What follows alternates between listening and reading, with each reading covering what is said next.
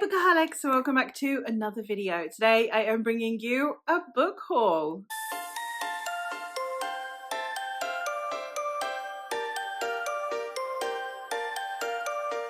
It is a couple days after Christmas, so I thought I would show you everything that I got for Christmas. I haven't really done a haul in quite a while though, so I figured I'd haul some of the more recent purchases as well. I did get some stuff on Black Friday, I got some stuff on my anniversary, got some stuff at the end of October. There was some sales on as well. I've bought some stuff over the last few months and I thought I would haul them for you. So I do have these stacks somewhat in there when I purchased them, or at least the place I purchased them from. So hopefully I can make this somewhat cohesive. So I'm going to start with the stuff that I bought at the end of October and then the Black Friday deals, because I can't remember which ones I got when, because it's just like I got these on sale. The first one that I got is one that I have already read, and that is Deathless by Catherine M. Valente. This one I did pick up in my Baba Yaga vlog, which I will leave linked, so I'm not going to give any thoughts or anything, but this is a 20th century story in which we are seeing the events of 20th century history unfold while we are following Maya, who is a kind of Vasilisa style character, as well as following Koshi the Deathless, and it is a romance between the two. But we do have a Baba Yaga character in here as well, and I had a really good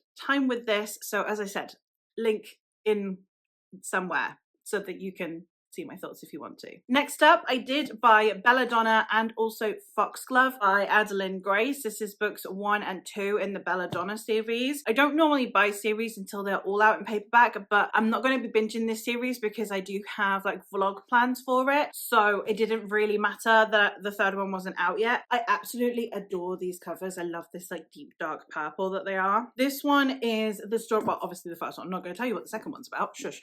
The first one is about a girl named Signa who has been raised with a string of guardians. It's kind of like a series of unfortunate events thing where she is being passed from guardian to guardian, and I think guardians keep dying when they take care of her, but people keep wanting to take care of her because she's due to inherit a really wealthy inheritance. To me, it sounds like a series of unfortunate events. Sadie from Mercedes Hall, who I'll leave linked down below, said that it's like a gothic secret garden, which, oh my god, what a sale pitch. I immediately picked it up after that. So very, very excited to be getting into this. And obviously it's a sequel. Talking of Sadie, she's a terrible influence on my bank account. But we also ended up with the Shepherd King series. This is one that I didn't know if I was going to pick it up. It sounded kind of interesting and I heard the magic system was really cool, but I was like, I don't know if I want to read this. And then Sadie was like, oh my god, this is amazing. I was like, okay, fine, I will go buy it. So we have One Dark Window and Two Twisted Crowns, and this series is following a world in which there's this kind of plague, that this like magical plague, and if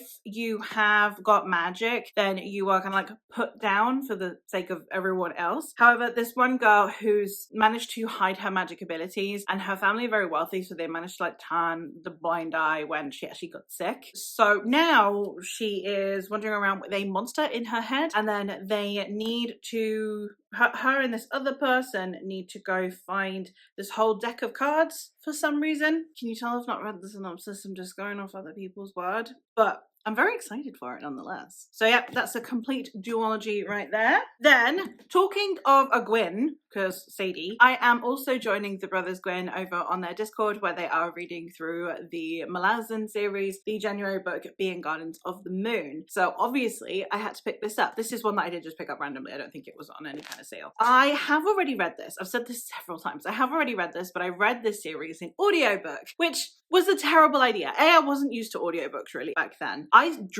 My mind drifts so easily, which you cannot do with this series. I decided back then, I got to think halfway through book 4 and I was like, I'm really enjoying this, but I am definitely missing key things that I think would enhance the enjoyment even more. So I decided to stop and thought, okay, I'm going to pick up the physical books. So that's what I'm going to do. I'm going to slowly go pick up the physical books and work my way through it. This one is, what can I remember? There's like an army with cool names. There are like 3 guys that have cool names. I think one of them is like Whiskey Jack. They're part of an army and they need to go besiege this place, but like this army is completely knackered and they don't want to be doing this, but they need to go besiege this other place where this wizard dude is, and they're like the last holdout against this empress or queen or something. There's a lot that I am not remembering, but epic fantasy. I'm sure everyone's heard of this at this point. I did manage to treat myself to a series, and I went for the Between Earth and Sky series by Rebecca Roanhouse. The first one being Black Sun, the second being Fevered Star, and the third being Mirrored Heavens. This series is a Native American inspired epic fantasy in which we are following at least two perspectives. One is like the captain of this ship that is transporting precious cargo, and the precious cargo happens to be a blind man who there's more to him than it seems. So I don't know a huge amount more other than it is Native American and epic fantasy, and I wanted more stuff that was not just, you know, typical European style fantasy. So what better way than to go full on Native American? Very, very excited for these. The next two that I have, I bought when I went shopping to the shopping centre in Granada. It's one of my favourite places to go. We went once in October and once in December, so that's where these are from. So the first one that I got was A Day of Fallen Night by Samantha Shannon. This is the prequel to The Priory of Orange Tree and one of the books in the Roots of Chaos. This is an epic fantasy series that has dragons, and you have different people's approach to dragons. You have those that revere them, those that cohabit with them, and those that loathe them. I don't know a huge amount more apart from that this is a prequel. I have heard very mixed reviews. This seems to be a real Marmite book, like people either DNF hate it or absolutely love it. So I'm very interested to see where I land on that spectrum, because I found the first book, The Priory of the Orange Tree, to be fine. It was aggressively fine. So I'm hoping this one gives me a bit more for, you know, more. And the one that I bought in December was I got Some Desperate Glory by Emily Tesh. I don't know a huge amount about this. I had heard it has a vaguely Shakespearean element to it. We're on a space station and it's a space opera and it's war, and I don't know a huge amount more, to be honest. I think that we are following a kind of militaristic style approach, but it's a sci-fi standalone. Like, can't go wrong with that. I was very excited for this. I need more sci-fi in my life, and sci-fi standalone it is. And the last two purchases were also in December, just randomly for me, because why not? And I got some romance, which is new for me. I don't normally read romance, but I thought I'd give them a go. So the first one I have is The Love Hypothesis by Ali Hazelwood. This one is very popular on all of the Booknet, and this one is, I think, Raylo fanfiction, and we have a girl who her best friend wants to date a guy that she went on like a quick date with, was not interested in, and they parted ways. But the friend feels bad because of girl code. The main character decides that she's going to pretend that she's got a date so the other girl doesn't feel bad that she's dating this other dude. Really, she doesn't have a date, so she just goes to the lab where she is studying or working or something, and then when her friend comes into the lab and finds her there, she quickly goes and grabs the first guy that she sees and snogs him. However, it turns out that this dude is actually the grumpiest professor in this entire school. However, it suits him quite well because everyone deems him so grumpy and unfriendly. The board are unsure if they're going to, I think, give him a promotion. So he believes that having a girlfriend would make him seem more likable. So they both go with this fake dating trope. And I haven't read much contemporary with fake dating, so I'm very excited to give that one a whirl. And the other one that I have is Hannah Khan Carries On by Uzma Jalaluddin. I love Aisha at Last by Uzma Jalaluddin. It's my favourite contemporary Pride and Prejudice retelling. So I obviously, when I found out this author had another book out, I had to read it. And then on top of that, it's a You've Got Mail retelling. Like, heck yeah. We have, I think that she is a radio host or a podcaster or something, but she does so anonymously. So she has a restaurant and her family business is like failing, and then a competitor opens up nearby which is going to like ensure the death of her restaurant. And then on top of that, she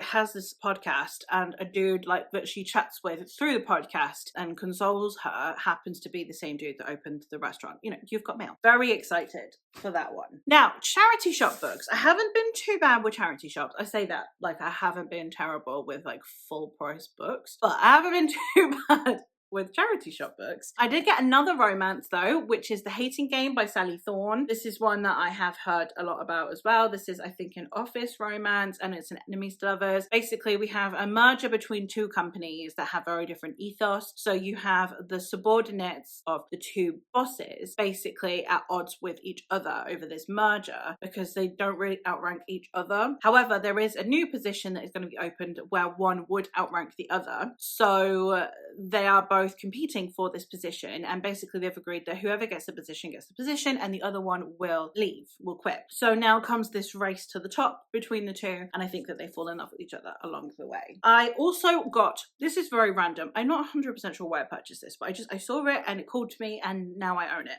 And it might languish on the shelves for a while. It might even just go straight back to the charity shop. I don't know. But I bought Rasputin by Francis Welch. This is a, I think, novelized biography. So it's his biography and the history is for the most part accurate. It's just a little tiny bit embellished to make it feel more compelling to read. I don't know anything else about it other than that it's the life of Grigory Rasputin. I don't know a huge amount about Rasputin's life prior to his entry into the royal family's workforce. So I don't know much about him. So I'm very curious. I am hoping that we do actually delve into his before and it's not just his rise to power and then his downfall, which is what we normally see of him. But who knows? It's a very small book, so it's unlikely. We shall see. And then I got myself White Teeth by Zadie Smith. I have been wanting to read a Zadie Smith, so seeing this there, I was like, hell yes. Because I've heard really good things about her writing. And she is one of those that I think tiptoes the line between contemporary and literary, kind of along the Bernardine Evaristo vibes of, is it literary fiction? Is it contemporary fiction? Is it both? I am excited to try her work. I don't know a huge amount about this. This is one of those that on the back, it just has other people's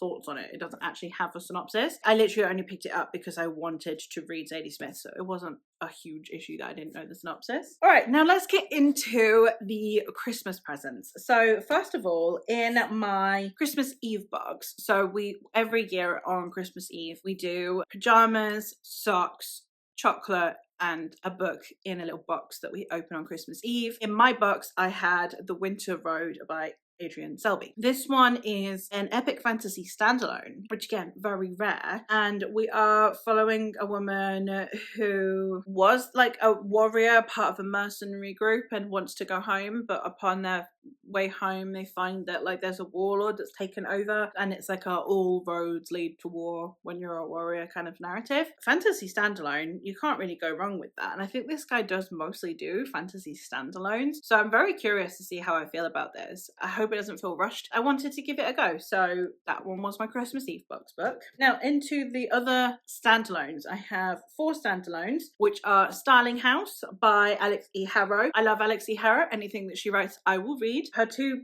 previous novels are some of my favorites. Not keen on the novellas. And this one is about a girl who is a bit of a deadbeat. So when she gets a job to work at the notoriously haunted Starling House, she takes up the opportunity, and I think it's just her working in this house and I think almost developing an attachment to the house, which sounds interesting. It's got illustrations in it as well. I don't know if it's Ravina Kai. It looks very much like Ravina Kai's style, but I am very excited for this one because, as I said, I love Alex E. Harrow. I have The Weaver and the Witch Queen by Genevieve Gornichek. I absolutely love The Witch's Heart by this author, which is the story of Angrboda, which is Loki's wife and the mother of monsters. And in this one, I don't know actually anything about a couple of the characters that I mentioned on here. In it seems like we're following 3 girls who have had an ominous prophecy foretold about them, and we have one that wants to quiet life, but she's the one that's had the ominous prophecy told about her, and then one that longs for glory and power and to escape the life that she currently leads. So I'm very excited, and again, I only picked this up because it's Genevieve Gornichek. Another one that I picked up mostly because of the author, and then the synopsis also sounded really awesome, is The Waking of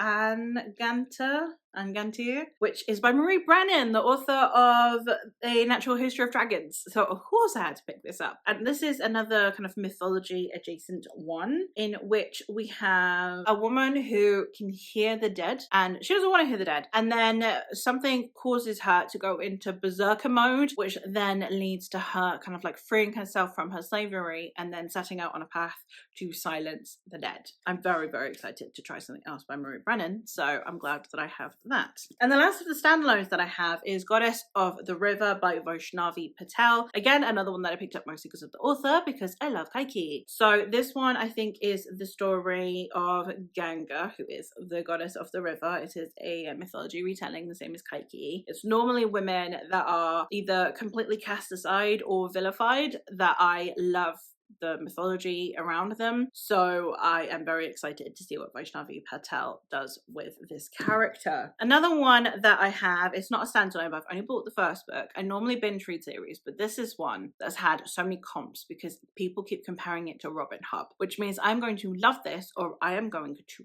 hate this book. So I figured I'd buy the first one, and if I like it, I'll read one a month because it's quite a long series. And that is, I've bought The Empire of Silence by Christopher Rocchio, the first book in the Sin Eater series. This one is a sci-fi in which we are following a man named Hadrian, who I believe is nobility, but then his planet gets invaded, and then he is, I think, forced to be a gladiator at some point. And in the future, he is known as the person that saved the world from this invading force, but because he betrayed his people to get like amongst them, and there's, I think, a lot of like connivances and politicking, and I am excited, but that comp has me very concerned. So I'm going to give this a go, and then we shall see if I agree or not. Now for the series. I have 4 series to talk about. Yes, 4 complete series. I have issues, okay? Just shush. I have the Winnowing Flame series by Jen Williams, the first of which is Ninth Reign, the second of which is The Bitter Twins, and the third of which is The Poison Song. And in this series, we are in a world that repeatedly gets invaded by these like alien creatures. They always have to fight back. And normally you have this almost vampiric like group of people who would live off of this tree that would give them almost immortality. And they're the ones that remember how to fight off these aliens. However, in the last conflict, the tree was killed, and now they have to live off of humans instead, and humans kind of don't like this because I guess like they need to live off their blood. Humans obviously don't like this, but at the same time we kind of need to keep these people around because they're the ones who know how to find the aliens. Also, they're starting to get like a sickness, and I don't know much else about it, but it sounds like epic fantasy. I definitely wanted to read more from this author. I've heard that this is an absolute masterpiece, and I'm very excited. Another series that I have is The Radiant Emperor duology by Shelley Parker Chan, the first of which is She Who Became the Sun, and the sequel, which is He Who Drowned the World. This is a Chinese history retelling in which we are following the first emperor of, I can't remember which dynasty it is actually, but we have this girl, her and her brother are taken to a seer who is there to like prophesize their future. And for her brother, they prophesize greatness and to forever be remembered. For her, she has nothing. She has literally no future. She sees nothingness. So when a plague hits their village and her whole family die, she then takes on the mantle of being her brother and decides to take on his destiny. So then she becomes the first emperor of this new dynasty. I am very excited to give this one a go. People keep comparing it to Mulan because of the whole dressing like a man thing. I don't know if the character is actually trans or if it is just someone who is a woman that is pretending to be a man for the purposes of surviving this society. So I don't know if the book's trans. The next series I have is The Empire of the Wolf by Richard Swan. This series concluded in 2024 and I've got my mitts on it, and we have The Justice of Kings, The Tyranny of Faith, and The Trials of Empire. This is basically a court of law but epic fantasy, apparently. We have a man who is known as Conrad von Volt, and he is detective, judge, and executioner all in one. So he goes and he investigates what's happened, and then he is the one that carries out the sentence if something has been done. We're actually not following him, we're following his assistant, and I think it's just as we follow his unraveling, maybe, I'm not sure. It's a criticism on legislation and on, I think, corruption as well. So I'm very interested to see how this works, especially because we do have necromancy in here, but apparently with really dire consequences. So that's very exciting as well. And last but certainly not least, I'm very excited for this series, I have The Divine Cities by Robert Jackson Bennett. This one is an epic fantasy trilogy in which we have the City of Stairs, the City of Blades, and the City of Miracles. And at least in the first book, I think we had a world that was kind of divided in two. We had those that adhered to like gods and magic, and those that didn't have magic who were oppressed but relied on technology. So as technology continued to advance but the magic of the gods continued to wane, the power shift changed, and now we have those who have never known how to survive without their gods having to learn while being oppressed by those they used to oppress themselves. So I'm very excited to give this a go. I think it's going to have some very interesting social commentary. I think they're companion novels as well. I think that they each follow a few years later or a different take on the city or something. So I'm very excited to see what the conversation is with this series, because that sounds like a very exciting premise. But that's it. Those are all the books that I have hauled over the last few months. Lots of books, lots to talk about, but very, very exciting. So let me know what books you have hauled over the last couple months. What was the most exciting Christmas present as well? Let me know which of these as well you think I'm going to like the most. Place your bets now. But that is all from me for today. So thank you ever so much for watching, and I'll hopefully catch you in another one soon. Bye.